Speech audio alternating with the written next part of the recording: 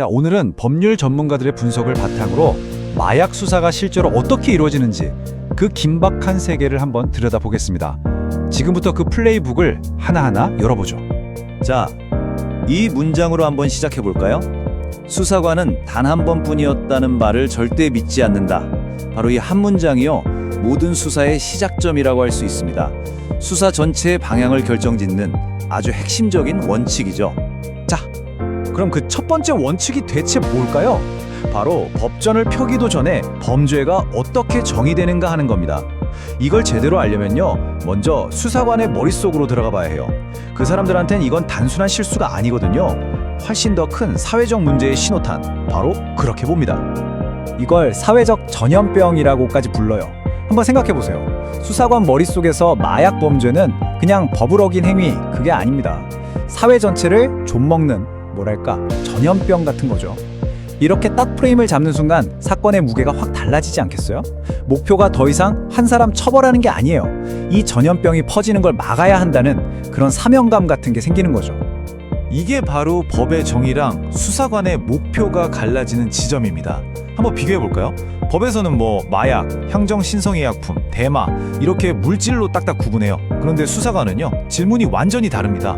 이 사람이 그냥 투약만 한 건가? 아니면 유통망의 한 고리인가? 이 차이 느껴지시나요? 법은 약물을 보지만 수사관은 그 약물을 둘러싼 사람, 그리고 그 사람의 역할을 집요하게 파고드는 겁니다. 그래서 수사는 시작부터 시간과의 싸움이 될 수밖에 없어요. 왜냐? 가장 결정적인 증거가 피의자 몸 안에 있으니까요. 시간이 지나면 사라져버리잖아요. 그러니까 어떻게든 물리적 증거를 확보하는 게 최우선 과제가 되는 겁니다. 말하자면 피의자의 몸 자체가 첫 번째 범죄 현장이 되는 셈이죠. 자, 몸이 범죄의 현장이라고 했죠. 그럼 이제부터 수사가 얼마나 과학적으로 진행되는지 한번 따라가 보겠습니다. 여기서부터는 과학의 영역이에요. 요즘 수사관들은요, 자백에 의존하지 않습니다. 아예 거짓말 자체가 통하지 않게 만드는 그런 과학적 증거의 힘을 믿는 거죠. 이 말 정말 의미심장하지 않나요? 당신의 머리카락은 지난 6개월의 일기장입니다. 와, 정말 기가 막힌 비유죠. 법과학이 사람의 몸을 말 그대로 하나의 역사 기록으로 만들어 버리는 거예요. 에이, 딱 한 번 했어요 라는 변명, 이런 과학적 증거 앞에서는 그냥 힘을 잃어버리는 거죠. 몸이 모든 걸 다 말해주니까요. 이게 바로 거짓말과 진실이 정면으로 충돌하는 지점입니다. 피의자는 이렇게 말하겠죠. 누군지 몰라요. 그냥 던지기로 받기만 했어요. 하지만 과학이 밝혀내는 진실은 어떨까요? 디지털 포렌식을 돌려보면 암호화폐 이체 내역, 텔레그램 대화 기록, CCTV에 찍힌 동선까지 그냥 다 나옵니다. 결국 이건 한 사람의 말과 도저히 반박할 수 없는 방대한 데이터 사이의 싸움인 거죠. 그 중심에 바로 이 디지털 포렌식이 있습니다. 이게 뭐냐면 말 그대로 당신의 디지털 생활 전체를 들여다보는 초정밀 현미경 같은 거예요. 지웠던 채팅 기록, 다크웹 접속 기록, 심지어 암호화폐 거래 내역까지 싹 다 복원해내거든요. 피해자가 어떻게든 숨기려고 하는 그 모든 육하 원칙을 밝혀내는 마스터키인 셈입니다. 자, 이렇게 증거가 다 모이면 이제 수사 단계에서 법정으로 무대가 옮겨갑니다. 여기서부터는 정말 냉정하고 무서운 계산이 시작돼요. 바로 법의 냉정한 계산이죠. 집행유예냐, 실형이냐, 그 결과가 아주 구체적으로 결정되는 단계입니다. 법원이 형량을 결정할 때 가장 중요하게 보는 세 가지 핵심 요소가 있습니다. 첫째, 마약의 종류가 뭐냐. 둘째, 상습적으로 했는가, 즉 중독 수준이냐.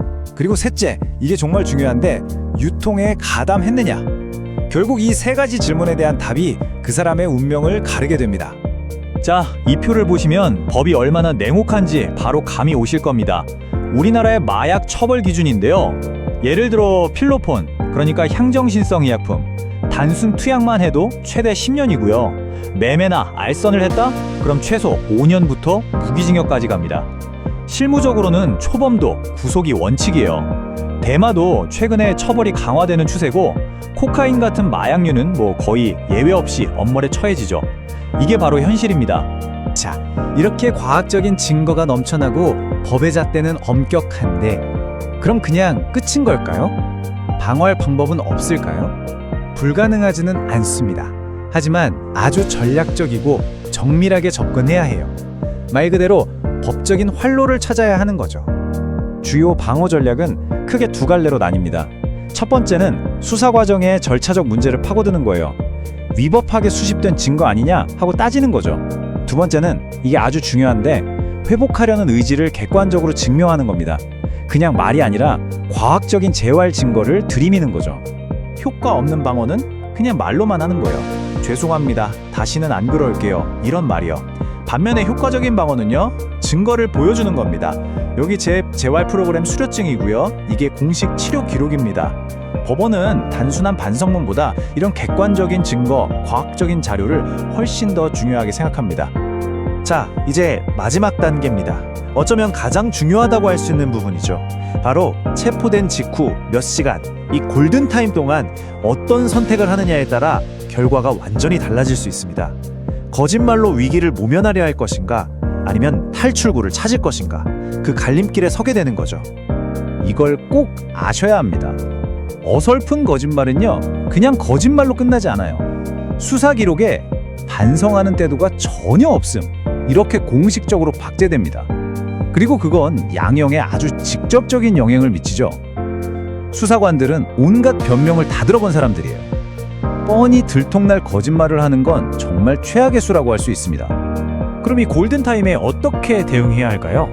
전문가들이 제시하는 3단계 대응 리스트가 있습니다. 첫째, 검사를 거부할 때 아주 신중해야 합니다.